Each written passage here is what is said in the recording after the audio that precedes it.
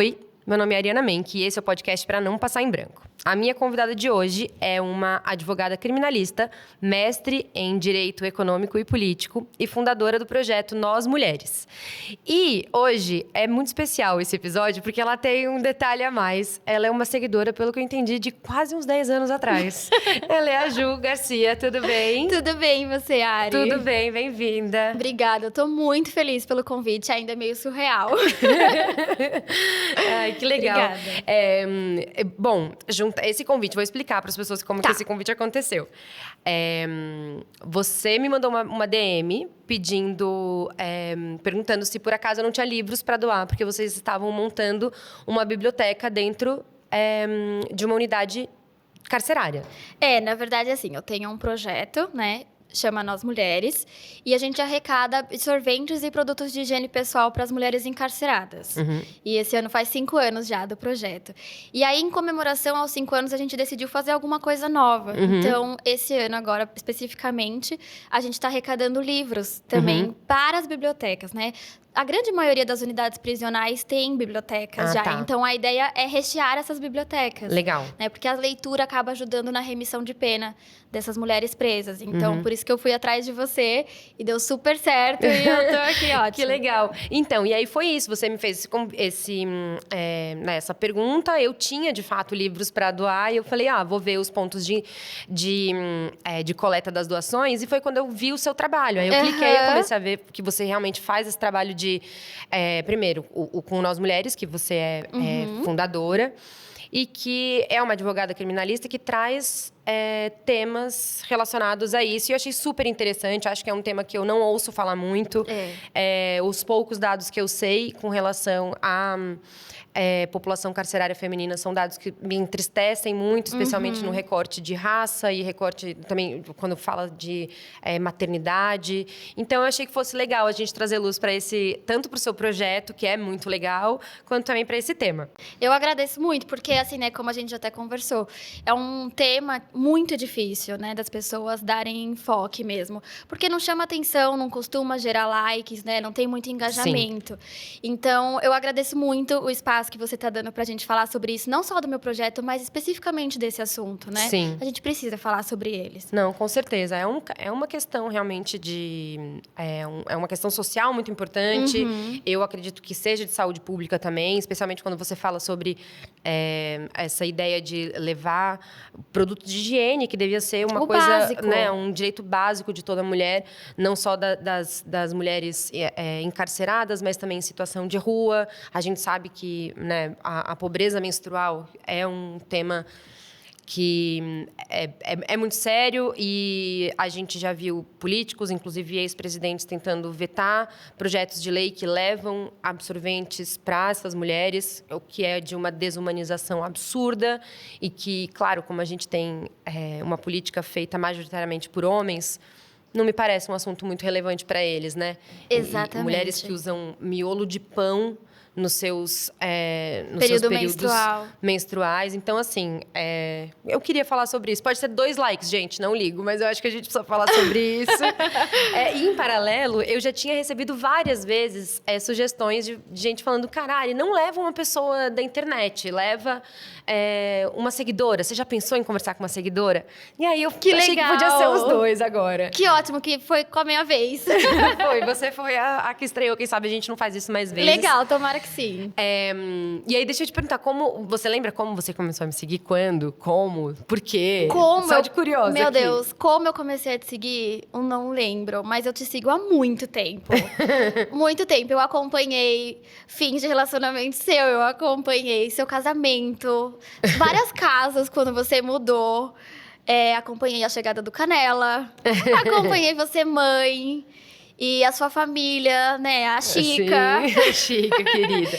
Então, é muito legal pra mim tá aqui. Você é real, sabe? E eu acho que é por isso que eu te sigo também. Porque você tem um conteúdo muito real. Eu acho que a gente foge um pouco dessa coisa de uma vida que não existe. Sim. Ou uma vida que é muito longe da gente. Eu sou uma pessoa comum, né? Sim. E eu acho que tem muitos seguidores seus que são pessoas comuns também. Então, isso que me atrai tanto no seu conteúdo, sabe? Porque no final eu também sou só uma pessoa comum. Exatamente. Que usa tênis e escolhe seu look e vem trabalhar. É isso. É maravilhoso. Então, Que acho que por legal. isso que eu continuo te seguindo há muito tempo mesmo. Adoro o seu conteúdo. Que legal, fico feliz. Tá, vamos falar de você então, da Ju. Tá. Você é formada em Direito e você decidiu seguir pelo direito penal. Você é uma advogada criminalista. Isso. Como foi isso? Você, quando entrou na faculdade de Direito, você tem na sua família alguém já... Porque é muito comum isso. Quem faz Direito, meu pai é advogado, minha mãe... Meu pai é desembargador, né? Juiz. Não, eu não tenho ninguém na família. Agora eu vou ter, porque minha mãe, aos 57 anos, começou a fazer Direito. Que maravilhosa! É maravilhoso mesmo. Mas não, era só eu. E quando eu entrei na faculdade, eu queria fazer Direito das Famílias. Achei que eu ia super me encantar. Imagina, detestei. E aí, o criminal me saltou muito os olhos. Nunca imaginei fazer criminal, né? Porque é denso, né? É muito. E o criminal, no começo da faculdade, chama muita atenção de todo mundo. Todo mundo quer fazer. Todo mundo quer trabalhar na área. E aí, no decorrer da faculdade, vai sumindo as pessoas, porque vai ficando mais pesado. Então, ninguém Sim. mais quer trabalhar, sabe? Sim. Nessa parte. Mas eu sempre gostei muito do criminal. Sempre me identifiquei, acho que principalmente pelas diferenças. Uhum. Né? Me instigava muito, assim... primeiro que ninguém quer fazer. Né? E eu acredito muito que todo mundo mereça os seus direitos, né? Todo mundo merece uma ampla defesa, independente do que tenha acontecido. E não sou eu que estou garantindo, é a lei. Então, eu acho que o fato de não ter muita visibilidade, de não ter e ser muito subjugado, é isso que me atrai no direito criminal. Sim. E é uma decisão difícil também, porque com frequência os advogados que topam determinados casos acabam sendo muito impactados. A sua imagem acaba sendo muito impactada, né? Muito. E eu mesma sou uma pessoa, confesso, que tem alguns crimes que eu vejo e que eu penso, cara, esse advogado, nem que me pagasse 300 milhões de reais, eu ia defender essa pessoa. Você... tem isso de, cara, isso aqui eu não defendo? Tenho. Ou você, não, é meu ofício, vou fazer? Eu não costumo julgar, assim, né, advogado, porque eu faço essa parte. Eu, na grande maioria das vezes, não estou pela vítima. Sim. Então, já começa aí. Sim. Mas quando eu vejo algum caso, assim, que eu não consigo, por exemplo, feminicídio, eu não consigo. Sim. Eu não ia conseguir defender, né? A minha pauta são as mulheres. Então, embora eu seja advogada criminalista, esse é o meu limite. Sim. Então, não vou defender. Eu sei que ele merece o direito de defesa. Eu não vou ser hipócrita de, nesse caso, falar que Sim. não. Mas eu não conseguiria defender. pessoalmente. Exatamente. Então, pra mim, é um exemplo que pra mim não dá. Perfeito. Mas os outros casos, assim, vai. Mas eu escuto muita coisa do tipo... Quando eu paro na delegacia, porque esse é o meu dia a dia, né? Eu vou na delegacia, eu vou no fórum. E aí, primeiro que as pessoas perguntam, quando eu tô de Uber, assim, tá tudo bem? Você precisa de alguma coisa? Eu falo, ai, não, eu vou só trabalhar. E aí, às vezes, quando eu tô pedindo Uber na frente do presídio... Primeiro que é muito difícil conseguir Uber ali. E aí, o Uber fala, você defende bandido? E aí, eu falo, não, eu defendo meu cliente. Sim. O que eu mais escuto é, você defende bandido? Como que é defender uma pessoa que você sabe que fez alguma coisa errada? Sim. Então, essa pergunta eu escuto muito. É uma pergunta que eu confesso que tá no meu imaginário também. Mas... Desculpa. Imagina. O que me chamou a atenção quando eu falei, cara, eu quero falar com ela, é justamente porque você tem um trabalho muito voltado para as mulheres, você tem esse projeto, que é o projeto Nós Mulheres. E aí, vamos fazer um parênteses aqui para você falar um pouquinho de como nasceu o projeto. O projeto Nós Mulheres, você é fundadora e idealizadora do projeto. Sim. Eu vi que sua mãe trabalha com você no projeto também, Trabalha né? quase a família toda. Que legal. Como que ele nasceu? Com qual objetivo? Ele já nasceu pensando na questão da pobreza menstrual ou não? Qual foi o... Ele nasceu quando eu estava na faculdade ainda. Eu devia estar no terceiro semestre, não sei, faz 5 anos que ele existe, mas eu estava na faculdade ainda. E aí eu fui convidada pela faculdade para fazer uma pesquisa científica sobre tortura no cárcere. Até então eu não tinha contato com o criminal, né? Tanto que o meu primeiro estágio veio depois disso, no criminal. E aí eu tinha que analisar os processos criminais e eu fui pro presídio. Eu entrei realmente dentro do presídio pela primeira vez. E eu não fiquei no parlatório, que parlatório é a sala onde o advogado fala com o cliente por telefone, igual no filme. Só que sem glamour. E eu entrei dentro da cela, realmente, né? Eu fiquei lá com todos os presos e eu não me senti mal. Eu não me senti mal. Claro, foi muito chocante. Era um presídio masculino? Era um presídio masculino, primeiro. Foi muito chocante mesmo, porque a primeira impressão que eu tive foi, quanta gente aqui. Muita gente. E a cela, eu lembro que o teto era baixo e bastante abafado, muito abafado mesmo. E eu fui com uma entidade religiosa que patrocinava essa pesquisa, que é a Pastoral Carcerária. E aí a gente deixa a cela aberta e quem quiser ouvir o que a pastoral tem para falar, tudo, entra nessa cela. Não é nada assim, o nosso trabalho não era religioso, a gente foi como pesquisador, mas foi escondido. Então ninguém no presídio sabia que a gente estava lá para fazer uma pesquisa. Ah, entendi. Então a gente entrou como uma entidade religiosa, entendeu? Entendi. E aí foi, assim, bárbara a minha experiência, porque, como eu disse, estava muito calor, muito abafado. E os presos deixavam a gente sentada nos banquinhos e eles ficavam abanando a gente com Tupperware. Porque, com tampa, né, de Tupperware. Porque para eles era uma coisa assim, você tá aqui para me ajudar. Então eu vou fazer o possível para melhorar essa situação que não tem como melhorar. Sim. Entendeu? Então foi aí que me deu um estalo e eu falei, meu Deus... Eu fiquei me sentindo muito mal quando eu fui embora, Sim. na verdade, sabe? A verdade é essa. Eu sei que é muito difícil das pessoas acreditarem ou entenderem, e eu não julgo, tá tudo bem. Mas eu realmente me senti mal pelos meus privilégios. Sim. E porque tem um padrão ali dentro. Claro que tem. Né? E existe no Brasil um super encarceramento. Muito. Né? Especialmente... Porque é um assunto muito delicado esse, e rapidamente as pessoas acham que a gente acha que bandido tem que estar na rua, vão mandar a gente adotar um bandido e levar pra casa. Exato. Só que existe um super encarceramento e existe no Brasil, pelo que eu consigo ver e mesmo de material de pesquisa e tudo mais, que a gente às vezes tem acesso, existe muito mais um investimento em policiamento ostensivo, em abordagem policial, do que em desmantelamento de crimes ou melhoras em situações, nas questões básicas sociais que acabam levando muita gente para o crime. É óbvio que aqui a gente não está... eu não estou falando de estuprador, eu não estou falando de assassino, sei lá, enfim... mas a maioria das pessoas que estão presas no Brasil hoje, especialmente mulheres, são por causa de tráfico. Exatamente e isso. ninguém é traficante.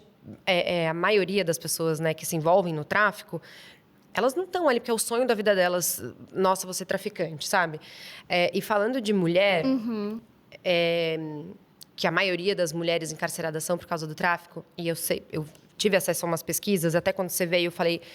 Deixa eu ver sobre isso. Eu já sabia que era tráfico, mas eu não sabia qual era a proporção. E é realmente absurdo. É absurdo. E depois tem roubo e depois tem furto. É isso. E a maioria das mulheres do tráfico, elas estão lá porque foram iniciadas pelos maridos. E às vezes elas são só empacotadora. E muitas optam por isso e aceitam isso porque é um jeito delas ficarem próximas dos filhos. É exatamente isso. Isso me dói tanto. Me dói muito também.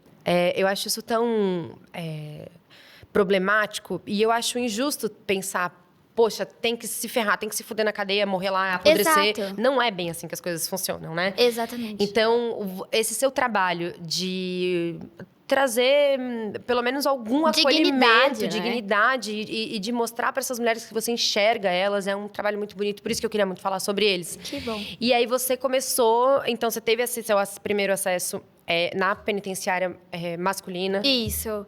E aí eu tive certeza, assim, que eu queria fazer alguma coisa. E a certeza era que eu queria fazer com as mulheres. Sim. Embora eu não tivesse acesso ao presídio Porque você pensou, pô, masculino, mulher tá feminino. passando por isso. Exatamente. Eu pensei, bom, isso aqui já é horroroso.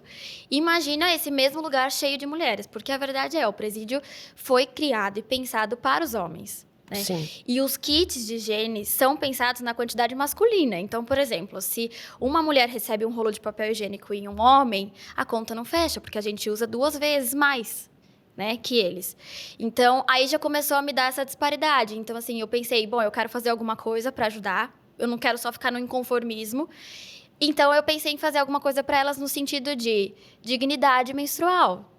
Eu comecei com os absorventes, porque eu sabia dos relatos que as mulheres usam realmente miolo de pão, pedaço de jornal, tecido, o que elas tiverem. Né? A gente tem relato de mulheres que pegam mais um pão no café da manhã para poder guardar o miolo. Tem mulheres que ficam menstruando dias com a mesma calcinha. Então, aí me tocou muito, né? E eu falei, bom, independente do que uma pessoa tenha feito, não é possível que isso seja uma condição digna de cumprir pena. E assim, que estado ela vai sair dali, né? Exato, é exatamente isso, né? A gente não tem prisão perpétua no Brasil. Então, a forma como essas pessoas vão sair é sim responsabilidade nossa. Eu acho que é aí que as pessoas esquecem, porque é muito comum você falar, mas tá preso, deixa lá. Mas ela vai você sair um passa na dia, frente essa do pessoa. presídio. Exatamente, essa pessoa vai sair. Né? E a gente também é responsável pela forma como ela vai sair. Sim. Ninguém ali dentro sai humanizado. Não tem como. Sim. Não tem como. Eu imagino que seja uma situação que causa uma revolta em cima de revolta todos os dias e uma violência. E até onde eu sei, metade, ou um pouco menos, ou um pouco mais, não sei, dos presos, tanto homens quanto mulheres, estão presos sem uma sentença, sem Exatamente. julgamento e sem condenação. São os presos provisórios. É isso. Então, a gente está falando de uma superpopulação carcerária, onde metade a gente nem sabe. Se foi ou não foi. Se foi ou não foi, se podia Se estar vai ali. ser condenado, se não vai ser. E aí, a pessoa que matou o pai, a mãe, a machadada, tá lá com a mesma pessoa que roubou um leite pra criança Exato. beber. Então, eu acho sim que a gente precisa falar sobre isso, porque a gente simplesmente bota tudo no mesmo balaio e a gente desumaniza pessoas que, na verdade, estão desesperadas muitas vezes. Porque quando você vê que roubo e furto são dois dos 3 maiores motivos de encarceramento feminino, cara, é claro que ela preferia não roubar. Né? Não é que ela tá roubando uma Ferrari para ir tirar onda no Guarujá. Ela tá roubando comida, muitas vezes. Eu acho muito importante você falar isso, porque o Brasil é o 3º país que mais prende mulheres no mundo. E o encarceramento das mulheres tá subindo, assim, numa proporção gigantesca. Aumentou mais de 600% o número de encarceramento das mulheres. E em relação aos homens, não cresce tanto. Então, o que está acontecendo que a gente está encarcerando tantas mulheres? E é exatamente isso que você falou. As mulheres são presas por conta do tráfico. E hoje a nossa lei não distingue o traficante, o usuário e quem só faz algumas coisas básicas. Não, ela vai concorrer com a mesma pena do cara que é traficante e chefe do morro. Só que essa mulher está complementando a renda dela, muitas vezes, né? E o encarceramento dela impacta toda uma família. Os filhos, os pais que dependem dela. Muitas vezes ela não tem marido, porque ela já foi abandonada. Então, é isso que você falou. Você acha que ela gostaria realmente de estar no tráfico? A maioria das mulheres que estão envolvidas com o tráfico, elas não estão envolvidas e não estão ocupando postos de liderança nessas quadrilhas. Elas estão empacotando, elas estão fazendo transporte. Elas são mula. Leva daqui pra lá. Então, e ela tá fazendo isso porque ela sabe que no final do dia ela vai ter aquele dinheiro para sustentar a família, que muitas vezes não se limita só ao filho, aos filhos, limita, né, tem mãe, tem pai. Tanto que a maioria das mulheres encarceradas não tem o ensino... não tem o ensino médio completo e muitas não têm nem o fundamental. São jovens, em sua maioria, e negras. Exatamente. Né? Que daí a gente já entra também numa questão racial muito cruel e que escancara as diferenças e a necessidade da gente encarar o feminismo como plural. É isso, exatamente. Porque é isso. Até agora, né? A gente está gravando 2 dias depois do Dia da Mulher, e eu vi em algum lugar, agora eu não vou saber onde, mas assim, não existe a luta de nós, mulheres, e acabou. Existe muitas sessões aí no meio. Eu não posso me colocar num lugar de que eu tô buscando direitos pelas mulheres, porque que mulheres são essas? Exatamente. Aí o seu feminismo exclui as trans? O seu feminismo exclui quem tá menstruando com miolo de pão? Exatamente. Então que feminismo é esse? Eu não posso falar do mesmo lugar, assim. E vendo isso que tem, né, a mulher negra, periférica e sem estudo, ou com estudo, né, reduzido, é a que mais está sendo encarcerada. Por quê? Claramente estão faltando oportunidades. A gente tem um racismo estrutural sendo escancarado aí, a gente tem deficiências no nosso sistema de estudo, no nosso sistema de educação. Então, o buraco é muito mais embaixo do é bandida, tá preso, vai defender bandido. É muito. Então, é por isso que eu quis trazer esse tema, que é muito delicado e que muito provavelmente tem pessoas que estão ouvindo a gente estão achando tudo um absurdo. Uma loucura, como assim a Ana tá falando de mulheres presas? Mas eu peço que, pelo menos, dá uma chance, porque até mesmo eu, às vezes, é o que eu falo pra você. Tem coisas que eu falo, cara, não, sabe? Que doida, eu não defenderia isso, por mais que eu saiba que todo mundo tem direitos assegurados. Tem alguns casos específicos que mexem muito comigo, que eu... a minha tendência primária é que apodreça, que sofra. É, né? bem comum isso. Eu sinto isso às vezes. Sim, mas às vezes eu também sinto, né? Eu não sou um robô, eu também sinto. Eu falo, meu Deus do céu, né? Como é que pode? É uma coisa assim, às vezes é muito baixa, às vezes é uma coisa bem ruim. A gente tá falando de crime, né? Mas, de novo, eu acho importante a gente falar, que é o que mais me toca, o crime que essas mulheres estão cometendo são patrimoniais. Né? As mulheres Sim. são presas não por crimes violentos, a minoria é presa por crimes violentos. Então, assim, é um complemento de renda, é uma falta de oportunidade. E não me vem dizer que, eu também sou uma pessoa de baixa renda e eu nunca precisei de fazer isso. Porque as pessoas não são iguais. Sim. E a gente não parte da mesma oportunidade, a gente não tem o mesmo lugar de fala. Né? Não adianta vestir o sapato do outro, porque, assim, não dá. Não dá pra Não se dá. colocar no lugar de juiz dessas situações todas, né? E que sim, tem gente que parte às vezes do mesmo lugar e um vai para um lado e um vai para o outro, mas a gente também é feito de histórico, de emoções, de carne, não dá, a gente nunca está no mesmo ponto, né? Eu não sei até que ponto isso é verdade, mas existe, por acaso, isso procede, uma diferença do judiciário mesmo em ou abrandar penas, ou soltar... como é que é? Pra trocar de regime, é isso que você quer dizer? Do aberto pro conceder o regime aberto. Pronto, gente, obrigada. Semi-aberto. Sim. O que eu vejo é que existe um machismo, inclusive no judiciário. Muito. Onde as oportunidades e o olhar e até o acolhimento dado para o preso homem é muito maior e é diferente ao dado para a mulher. Isso é um fato? É um fato, com certeza. Vou te dar um exemplo. Tá. Hoje, as presas provisórias, que são aquelas presas que a gente comentou que ainda não têm uma sentença ou não foram condenadas, elas não foram julgadas ainda. Elas simplesmente saíram da rua, presas em flagrantes talvez, e postas na unidade prisional. Essas são as presas provisórias. Existe hoje uma decisão do próprio STF, que é a última instância que a gente tem, falando que mães presas provisórias, então aquelas sem condenação, com filhos menores de 12 anos, essas mulheres vão cumprir pena no regime domiciliar. É posto uma tornozeleira e essas mulheres têm que ser liberadas. Só que isso não acontece. E essa decisão é super recente, é de 2021, se eu não me engano. E aí o próprio ministro do STF outro dia falou: "Ué, mas por que..." Ele foi visitar os presídios e falou: "Mas se você é mãe, por que você está aqui?" E aí, assim, os juízes não respeitam, eles simplesmente ignoram, né? E aí, E a gente tem essa lei, a gente tem, assim, o STF já decidiu, entendeu? Essas presas são mães, filhos menores de 12 anos ou com deficiência, crimes não violentos, esses são os requisitos. Sim. E nem crimes contra os próprios filhos, óbvio. Sim. Elas têm que ser postas, né, em regime domiciliar. E por que isso não acontece? Não sei. É muito triste, porque, assim, não sou eu que tô, né, pedindo clemência para essas mulheres. Não, gente, é a lei. Isso, teoricamente, deveria estar assegurado. Exatamente. As unidades penitenciárias, elas estão pouquíssimo preparadas também para mães que precisam amamentar, que precisam... Bom, eu li um caso horroroso de uma mulher que pariu Na solitária. na penitenciária algemada. É um negócio... Pô, você já está dentro da unidade prisional, você precisa algemar essa mulher. Isso aí, para mim, é o escancaramento da misoginia, do machismo, da crueldade de ver essa mulher parindo algemada pelo simples... Eu tenho vontade de chorar. Pelo simples prazer de ver essa mulher de fazer sofrendo mais, maldade. entendeu? É isso. Então, especialmente agora, né? A gente, nessa semana de Dia da Mulher, e que a gente ouve muita coisa bonita, e coisa cor-de-rosa e tudo mais.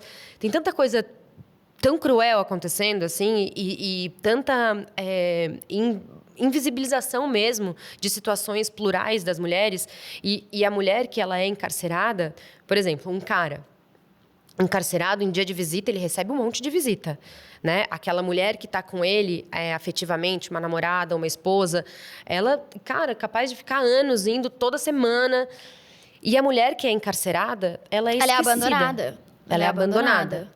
Ela é negligenciada, ela é simplesmente colocada ali para apodrecer mesmo, sabe? Exatamente.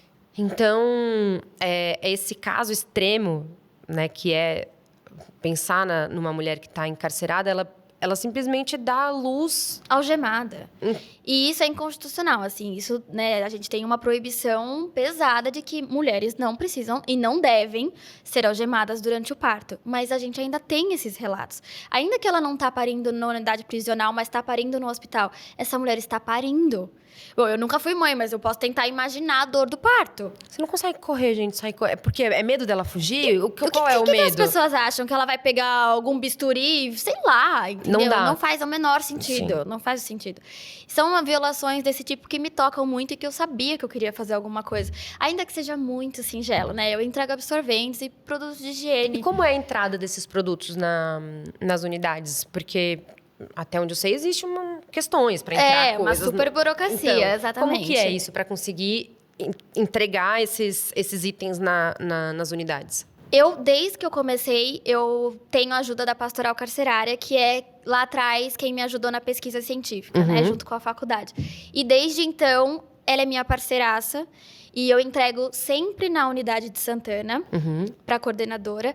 E ela faz os kits e distribui. Então, sempre que eu tenho uma quantidade legal de dinheiro, eu compro, ou de arrecadados físicos mesmo, e levo para ela. E ela faz os kits e entrega para as unidades prisionais de São Paulo. Nunca vai só para uma, né? Então, ela faz essa distribuição, mas sempre para as femininas. Então, como todo preso tem direito à religião e eles são uma entidade religiosa, ela consegue entrar no presídio e fazer essa distribuição dos kits. Então, é assim que eu tenho certeza que os kits entram. Não sou eu que entro, nem ninguém do Nós Mulheres, mas a gente entrega e ela repassa. É sempre assim, desde que começou. Entendi. Entendeu?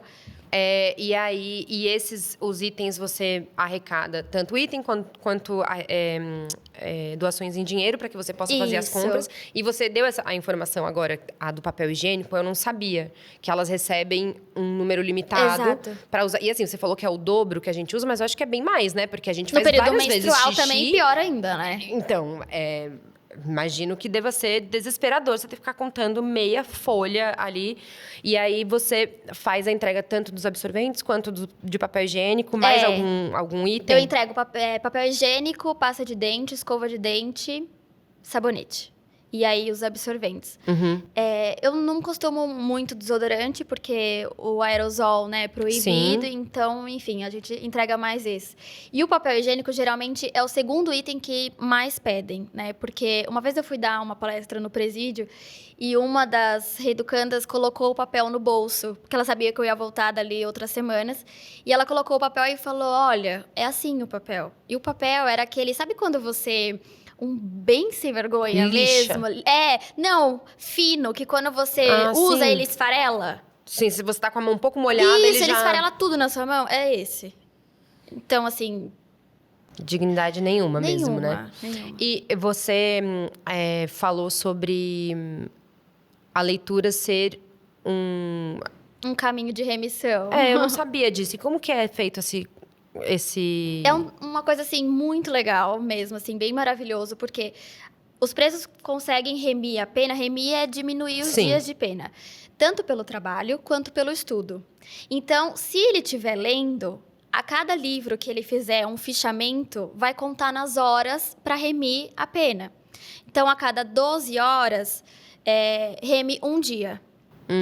Né? Só que essas 12 horas são distribuídas em 3 dias. Então, a cada 3 dias de trabalho ou 3 dias de leitura, vai remir um dia de pena. E aí, existe biblioteca na unidade prisional.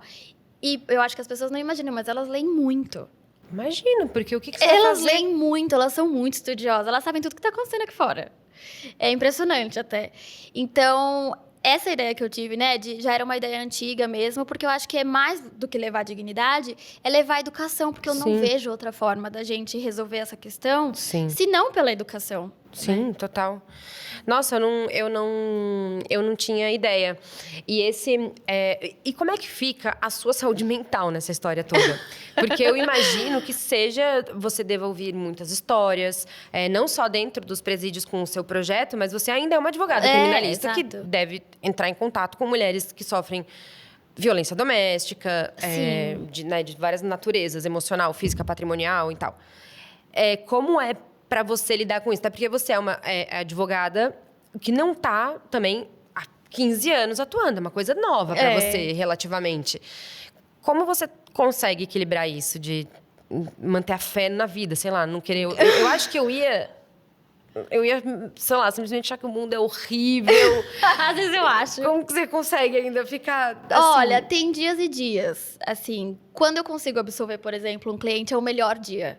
Quando eu consigo um alvará de soltura, é perfeito. Mas quando eu vou no fórum, por exemplo, e vejo vários réus, um algemado no outro, pela mão e pelos pés, me dá vontade de vomitar. Mesmo. Desde quando eu sou estagiária, eu tenho o mesmo sentimento. Me embrulha o estômago muito. Esse é o meu emocional, Juliana, sabe? E eu espero que isso não mude nunca. Porque eu acho que se isso mudar, aí não tem mais lugar pra mim no direito. Sim. Mesmo. Então, às vezes é muito difícil. Às vezes eu me deparo com situações que eu penso... Meu Deus do céu, será que eu vou ter estômago pra fazer isso? E, ao mesmo tempo, eu fico muito triste, né? Dependendo da história, assim. Então, é muito difícil encontrar um meio termo pra eu não me envolver demais na história, o que é quase impossível, e pra eu conseguir trabalhar, né? Porque se a gente se envolve demais, é muito difícil. Então, mas às vezes eu chego em casa e choro. Às vezes eu tenho que fazer um banho de erva pra ver se volta a energia, porque é um ambiente muito pesado. Claro, né? Delegacia, imagino. presídio, enfim. A gente, como mulher, eu acho que é pior ainda, sabe? Sim. Então, é assim, eu vou driblando. Tem dias que são muito bons, quando eu consigo o impossível. Mas tem dias que são muito ruins. É muito difícil não se envolver. Tem algum caso em específico, assim, que você consegue dividir com a gente? De falar assim, cara, esse caso aqui foi punk. Em que sentido? Um caso... Que te marcou muito, assim, ou que demandou muito de você, ou que, sei lá, ou foi incrível, pode ser um bom, sei lá. Tá. Tem um caso que eu não trabalhei como advogada nesse caso, mas eu tava dentro do presídio, então eu conheci a história dela. Tá. E aí eu acho que vai ajudar bem a gente entender por que essas mulheres são encarceradas. É uma mulher que me marcou muito. Ela é mãe de, se eu não me engano, 2 filhos. Ela era do Nordeste e hoje ela cumpre pena aqui. Ela viveu numa situação de relação doméstica por muitos anos, né? O marido batia mesmo nela. E ambos eram do tráfico.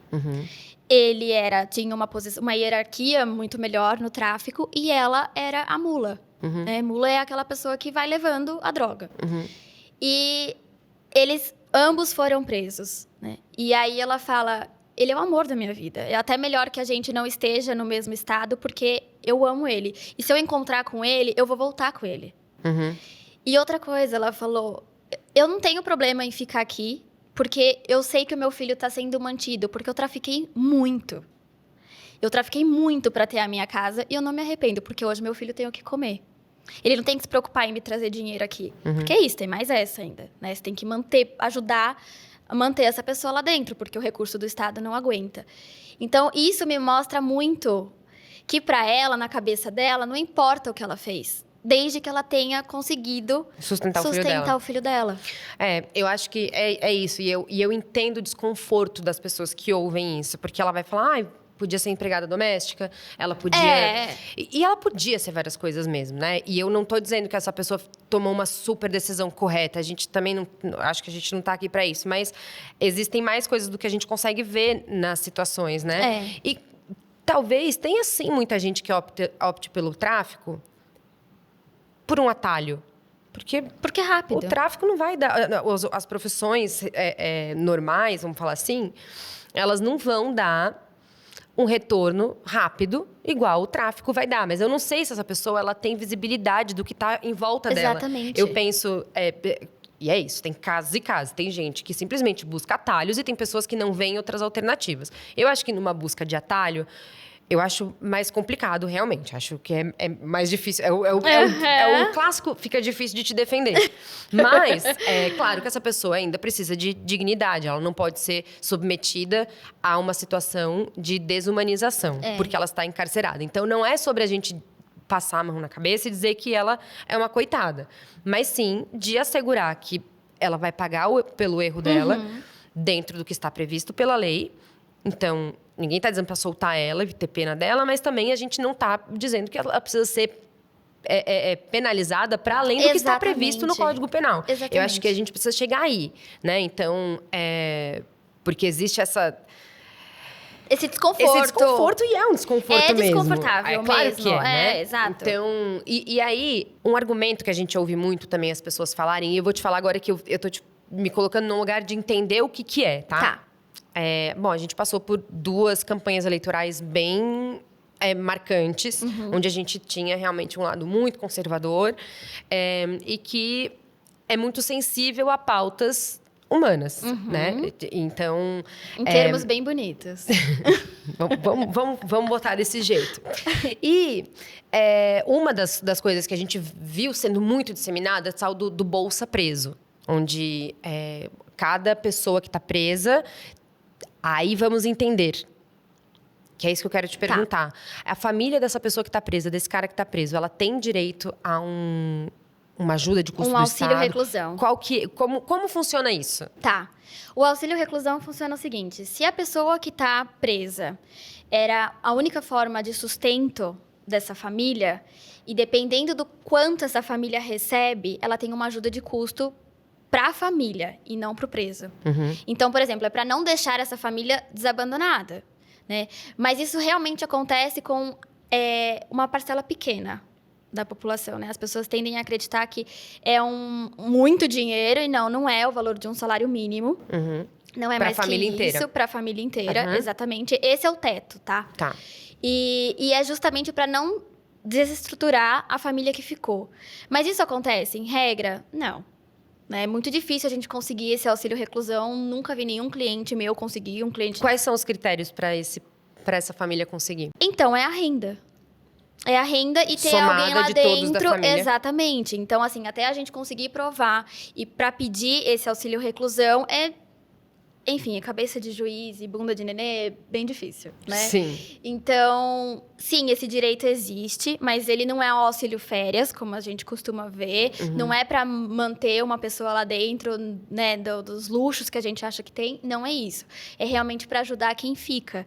Então, por exemplo, essa mãe que tá lá dentro e tem um monte de filhos, para ela seria plausível, né, esse auxílio reclusão. Mas nem sempre a gente consegue solicitar isso. E, de novo, o teto é um salário mínimo. Sim, Entendeu? não é exatamente...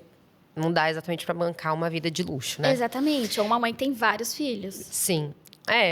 Se uma mãe tem, sei lá, 2, 3 filhos, é um salário mínimo, Pra mal todo e mal mundo. assegura comida. Imagina, a gente pode pensar aí que tem aluguel, tem um monte de outras coisas envolvidas No tema.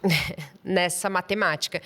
E você sabe de algum projeto hoje para humanizar a parte materna? Porque, assim, quase nenhuma tem espaço para criança, quase nenhuma está preparada para uma mulher amamentar, quase nenhuma tem... fora do Brasil, há unidades de prisão que tem creches para crianças. Ou seja, aquela mãe, por mais que ela esteja presa, o convívio com a criança dela é assegurado por algumas horas no dia. Justamente porque a gente sabe o quanto o vínculo materno é importante. Uma vez que essa mãe não apresenta riscos para a criança, então é claro que a gente não está falando de uma mãe que... atende os requisitos de perda de guarda. Porque a gente sabe que tem muitas pessoas, né, perdem o direito da guarda por apresentar riscos para a criança. Existe uma vez que a nossa população carcerária feminina está aumentando tanto, existe alguma atenção para isso, algum projeto voltado para isso? Você que está lá dentro, você consegue ver isso, não? Então, hoje a gente encontra um padrão mesmo, né, dessas mulheres encarceradas. 74% dessas mulheres são mães no Brasil. É muita coisa, né? Eu desconheço algum projeto social voltado para as mães. Não conheço.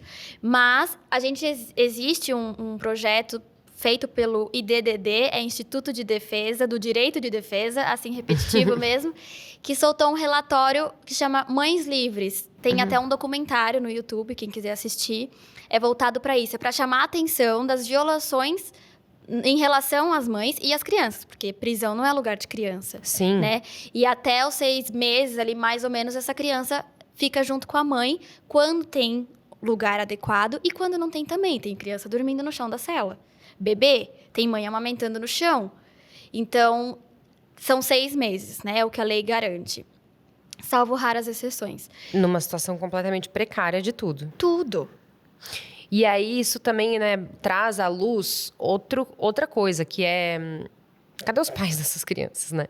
Porque só tem... É isso. A maioria deve ser mãe solo, eu imagino. Onde não pode contar com ninguém. Muitas vezes foi parar na cadeia justamente por um completo desespero de não saber como manter aquela criança numa situação de vulnerabilidade social absurda. Então, Elas estão abandonadas. Eu não sabia que os bebês poderiam ficar 6 meses com as mães dentro da cadeia. Sim. E sabendo que é uma situação onde as pessoas mal têm como tomar banho direito. Exatamente. Me Como que os assusta bebês vivem, muito. né? É.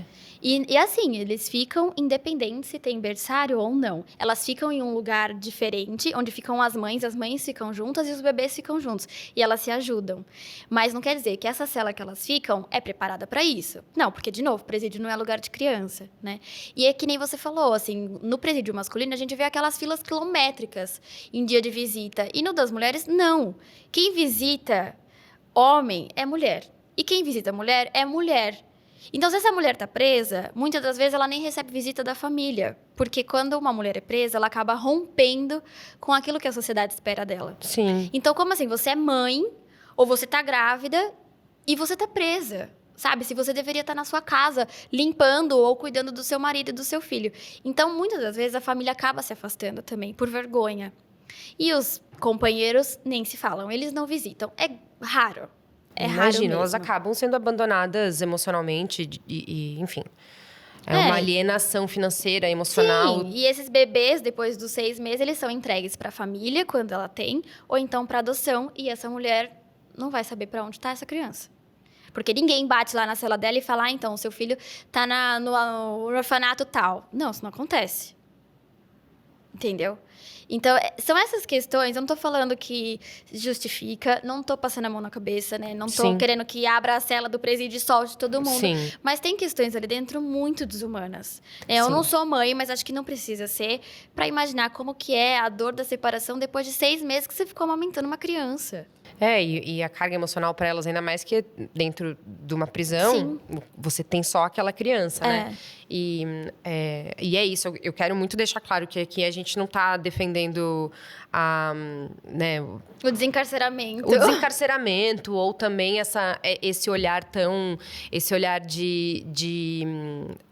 piedade e de... Romantizando o cárcere, ninguém, não é isso. Jamais. Não é isso. E claro que se uma mulher está presa, especialmente se ela tiver saído daquela parcela gigante de não julgamento, ela foi julgada, ela foi condenada, é óbvio que ela precisa, perante a lei, cumprir com aquela pena e depois ter a chance de se ressocializar, né? Mas não me parece que as coisas estejam acontecendo da maneira correta. E é isso, né? Quando a gente está falando de uma super carcerização da população e a gente não vê ações práticas para desmantelar o que está levando essas pessoas para a prisão, é difícil ter esperança, né?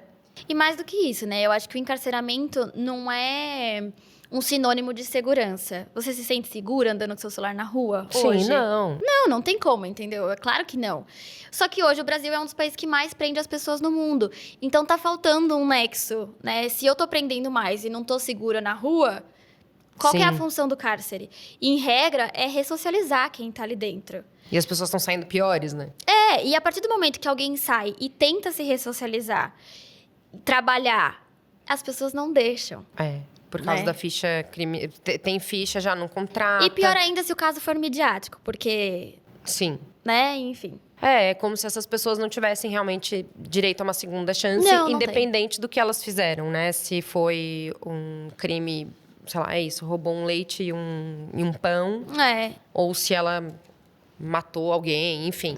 Eu acho que não dava pra gente colocar tudo no mesmo lugar, né? E tem pessoas que estão presas e não são violentas e elas saem de lá violentas. Elas entram lá por um furto, uma coisa de, sei lá, extrema necessidade, e elas vão embora de lá talvez perigosas. Exato, porque às vezes, principalmente no masculino, por exemplo, eles acabam tendo que se envolver em alguma facção por sobrevivência.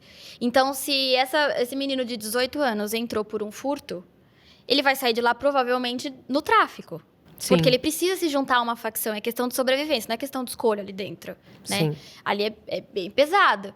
Então, é isso, assim. Eu não acho que seja o caminho pra gente conseguir uma ressocialização por conta da situação do cárcere hoje. Ali Sim. dentro não ressocializa ninguém. E esse é o objetivo.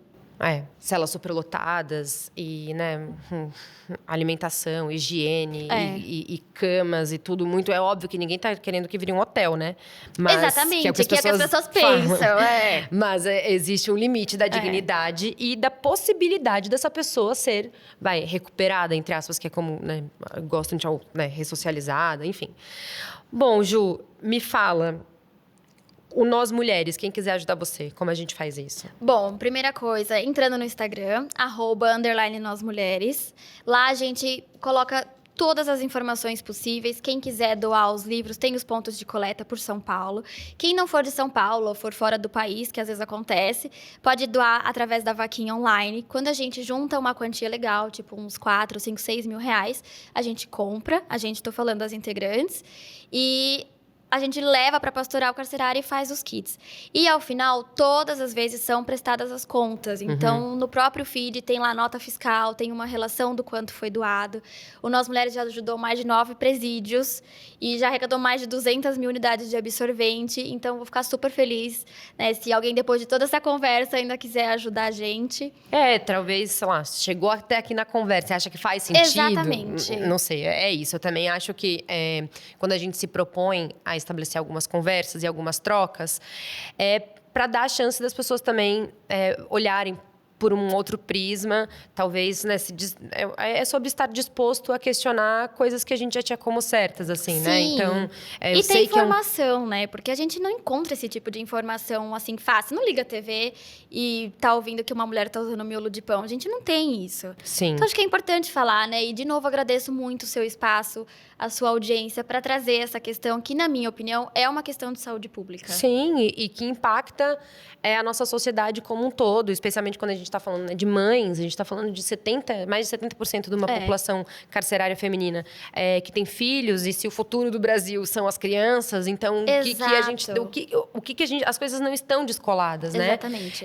E se a sensação de insegurança que a gente sente que só aumenta nas ruas não está sendo resolvida com o aumento de pessoas presas, será que a gente não pode prestar atenção nisso um pouco? Será que se a gente não tivesse uma situação mais digna dentro dos presídios, essas pessoas não estavam saindo melhores, elas não estavam retornando para o crime? Não sei, é uma questão de pensar. Se a gente investisse na educação, será que essas pessoas estariam lá? Sim. Entendeu? Se tivessem mais oportunidades, se os negros não fossem marginalizados, porque eles realmente vivem, né, à margem da sociedade, será que o presídio já está tão cheio de pessoas negras? Sabe, tem outras coisas, além de pensar em resolver o problema do bandido. Vê aqui fora, então, o problema antes. E eu acho que é isso quando a gente, de novo, né, falando dessas últimas 2 eleições que a gente teve, onde a gente tem uma parcela que é muito resistente a políticas sociais. Poxa, enquanto a gente não tiver pessoas com direito à educação, a oportunidades de trabalho, você não vai estar andando tranquilo na rua. Então, não é sobre o outro só, é sobre todo mundo. Sobre todo mundo, isso. É isso, enquanto a gente não estiver assegurando oportunidades para todo mundo, você vai estar tendo que blindar seu carro, você não vai andar seguro na sua praia, você não vai conseguir andar mexendo no celular para ir comprar pão, porque as coisas não estão descoladas. A conta né? não fecha, não é? Não fecha. Não fecha. Então, é de se considerar, por favor... apoiar, pelo menos, ou pelo menos não atrapalhar políticas sociais, exato. entendeu? E se foi colocada pelo menos uma pontinha ali de será, sabe? Pra mim já tá bom. É isso, essa é a ideia. Não, né? E é claro que aqui eu não sou a dona da razão, você também não é. Exato, eu não sou a Madre Teresa, entendeu? Posso estar errando agora, posso ter errado várias vezes nessa nossa conversa. O que eu penso hoje, eu já não pensei no passado. E muito provavelmente daqui a alguns anos eu vou pensar coisas diferentes do que eu penso hoje. Só que a gente tem que estar disposto, né, Ju?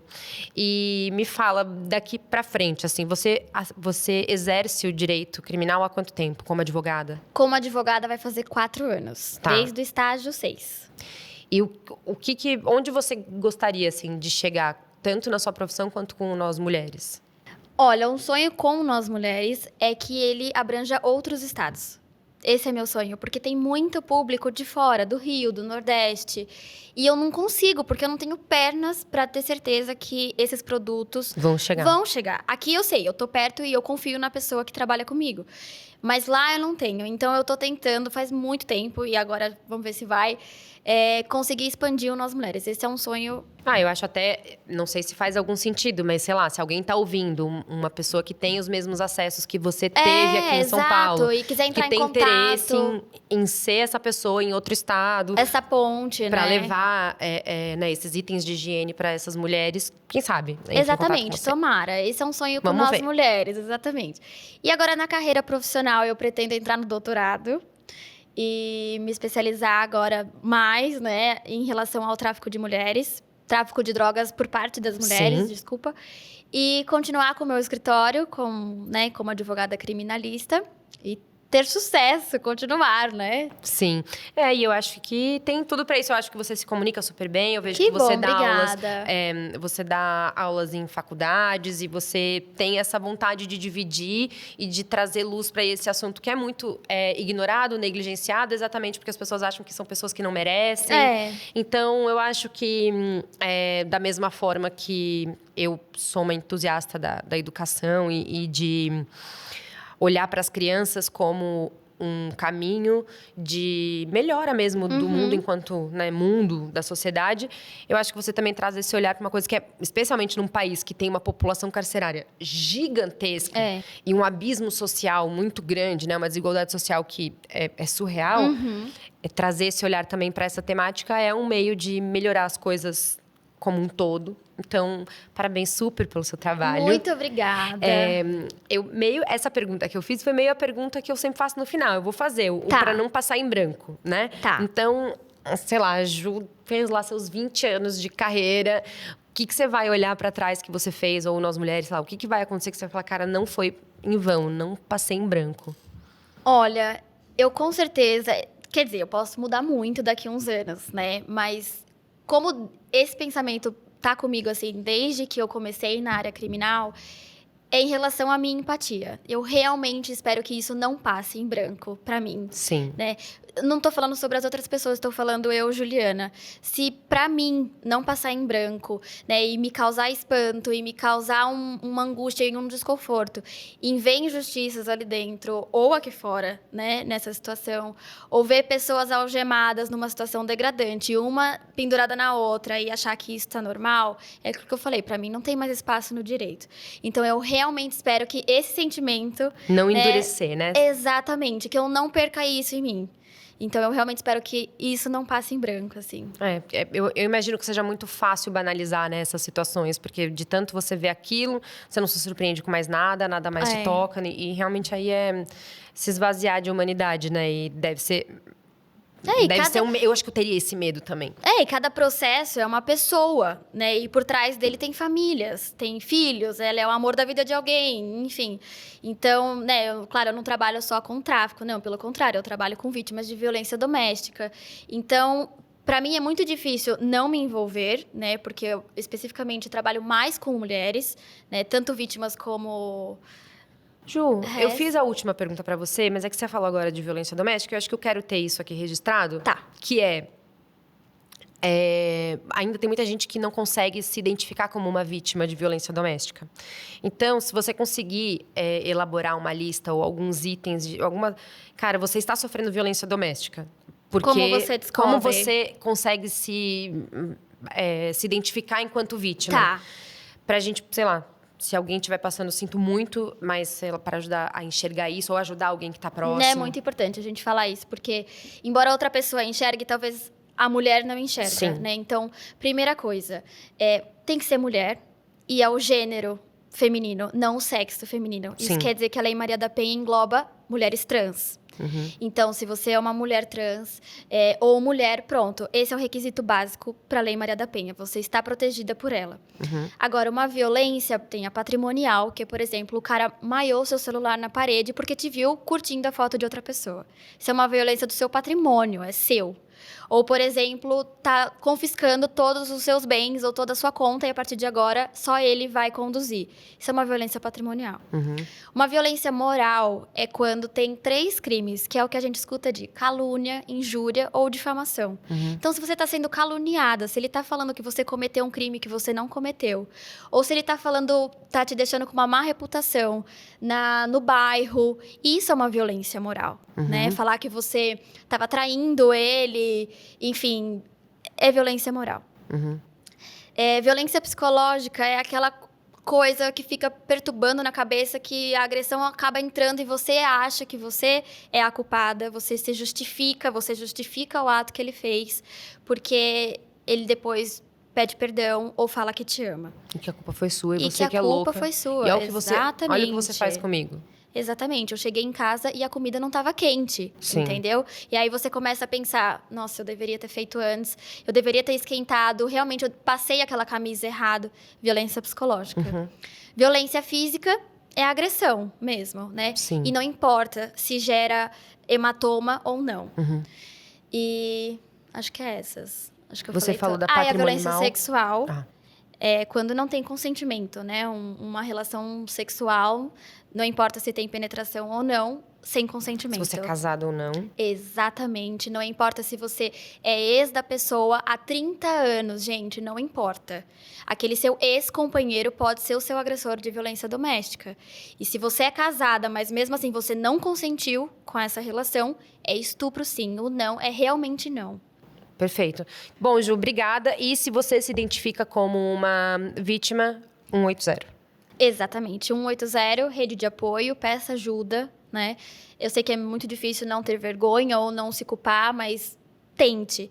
E se você é uma mulher que está acompanhando uma mulher, uma amiga, alguém da sua família vítima de violência doméstica, não julgue. Né? E não julgue se essa mulher aparece arrebentada ou não e não quer registrar um boletim de ocorrência, né? Cada uma tem seu tempo. Então, para ser uma rede de apoio, demonstre que quando ela precisar de ajuda, você vai estar lá. Que ela tenha certeza disso e que a gente seja uma rede de apoio, né? Para quem está precisando. E é isso, nunca vá à delegacia sozinha também. Mesmo que você seja vítima. Nem se for na delegacia especializada. Por quê, Ju? Porque o atendimento é muito ruim. Essa vítima tende a ser revitimizada pelas autoridades policiais. Não importa se são homens ou se são mulheres quem atendem. Infelizmente, é um fato muito ruim de falar. Mas é isso que acontece. Essas pessoas não estão tão capacitadas assim para estarem ali. Então, às vezes, a vítima acha que por ser uma delegacia especializada, ela vai encontrar um lugar de acolhimento. O que deveria ser, mas muitas vezes não. Então, o advogado está lá para justamente combater isso. Entendi. Entendeu? Bom, obrigada. Eu que agradeço. E é isso, obrigada. Espero que o Nós Mulheres cresça cada vez mais, que você conquiste todos os seus sonhos e que você não perca nunca esse brilho que você tem no olhar quando você fala sobre o que você gosta. Obrigada. E pode deixar que eu vou continuar te seguindo. Obrigada. Obrigada pelo espaço. Obrigada, eu que agradeço. Bom, gente, espero que vocês tenham gostado. Sigam a Ju, sigam o Nós Mulheres e pensem um pouquinho sobre o assunto. Um pouquinho só. Só um pouquinho, tá bom? Beijo, até o próximo episódio. Tchau, tchau.